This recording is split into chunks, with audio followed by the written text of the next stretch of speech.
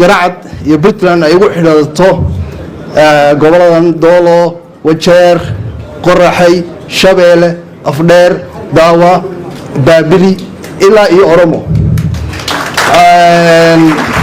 Dalkan maaha saddex jeer oo kale oo koreysay oo maalgashi iyo ayaan u imid. Arrinta ugu muhiimsan waxa weeyaan labada deegaanka Soomaalida iyo Puntland waa laba deegaan oo xidhiidh xuduud iyo xidhiidh ehel iyo xidhiidh waxa qabsi intaba ka dhaxeeyo. Waxaase muuqataa xidhiidhka inaga dhaxeeya ee soo jireenkii inuu ilaa hadda uusan si la rabay uusan gaadhin. Waxaan rajaynaynaa wixii hadda ka dambeeya in waxaan ka bedelo oo uu noqdo sida berbera ay ugu xidhan tahay Jigjiga iyo meelo ka mid ah in garacad iyo Puntland ay ugu xidhato goboladan Doolo, Wajeer, Qoraxay, Shabeelle, Afdheer, Daawa, Baabili ilaa iyo Oromo. Muddo waxaan ka shaqaynaynay in si talo xaqiijiyo la sameeyo laba arrimoodba. Mid wuxuu ahaa shidadka iyo laamiyada in la fudaydiyo, taasoo xagga deegaanka Soomaalida uu xawli ku socdo oo jid laami oo qabdahare ka imanaya ilaa iyo Wardheer uu imanayo. haddana ay ku jirto in Wardheer intii laga soo qaado ilaa Galaadi in la keeno.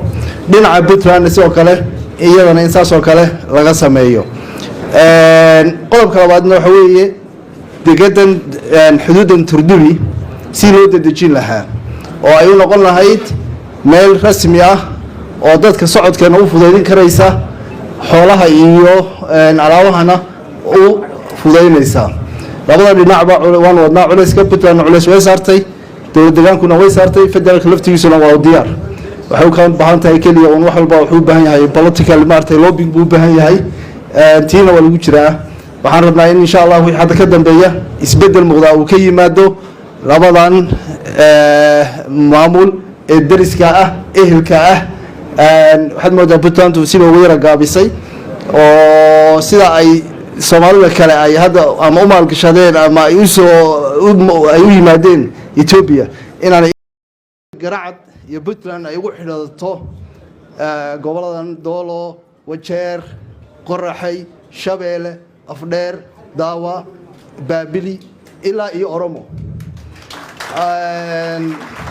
dalkan maaha saddex jeer oo kale oo koreysay oo maalgashi iyo ayaan u imid. arrinta ugu muhiimsan waxa weeyaan labada deegaanka Soomaalida iyo Puntland waa laba deegaan oo xidhiidh xuduud iyo xidhiidh ehel iyo xidhiidh waxa qabsi intaba ka dhaxeeyo.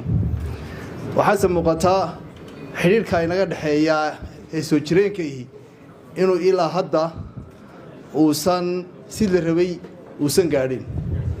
waxaan rajaynaynaa wixii hadda ka dambeeya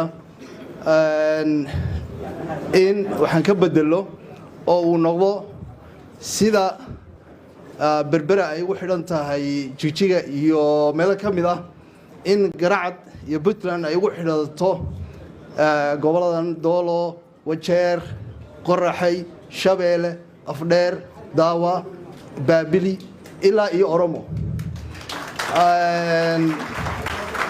muddo waxaan ka shaqaynaynay in si talo xaqiijiyo la sameeyo laba arrimoodba. mid wuxuu ahaa shidadka iyo laamiyada in la fudaydiyo, taasoo xagga deegaanka Soomaalida uu xawli ku socdo oo jid laami oo qabdahare ka imanaya ilaa iyo Wardheer uu imanayo. haddana ay ku jirto in Wardheer intii laga soo qaado ilaa Galaadi in la keeno. dhinaca Puntland sidoo kale iyadana in saas oo kale laga sameeyo. qodobka labaadna waxa weeye deegadan xuduudan Turdubi si loo dedejin lahaa oo ay u noqon lahayd meel rasmi ah oo dadka socodkeena u fudaydin karaysa, xoolaha iyo alaabahana u fudaynaysa. labada dhinacba waan wadnaa culayska. Puntland culays way saartay, dowlad deegaankuna way saartay, federaalka laftigiisuna waa u diyaar. waxay u kala baahan tahay kaliya oo wax walba wuxuu u baahan yahay political maartay lobbying buu u baahan yahay tiina waa lagu jiraa waxaan rabnaa in insha Allah wixii hadda ka dambeeya isbedel muuqda uu ka yimaado labadan maamul ee dariska ah ehelka ah waxaad moodaa Puntland siba weera gaabisay oo sida ay Soomaalida kale ay hadda ama u maalgashadeen ama ay u yimaadeen Ethiopia inaan wariyaa Faysal Alwaraabo tubla qabtay talamada waa kana saana u dambeysay tuuga markuu been sheegayo waa kana bar taleefan uu lahayn buu xalaaya daawo dhibaatada soo gaaraysa qasab baa lagu tusay inuu cayaaro arag dansin buu bilaabaya orod Nico si Niki waa kana Faysal Alwaraabo tubla qabtay talamada ورنيكي سفعنو نيكي أنا جوا كناي هدي نيكي ناس بدنا نركض غير أنا سوق نيكي ويابا سانا فيريا برمشي جاي تقول غبتي ترى ما هو فيصل على ورابي أرجعك وسيجشت وما بيجي جوا أساس كلهم سوبي وتقول غبتي ترى ما هو كنا نيكو بلاوي أيه ما أنا كعيرسي أرك فتوى ورجعي وريا يا كل تلفون كحد تقول غبتي ترى ما له ولا يستمع كان تقول ليش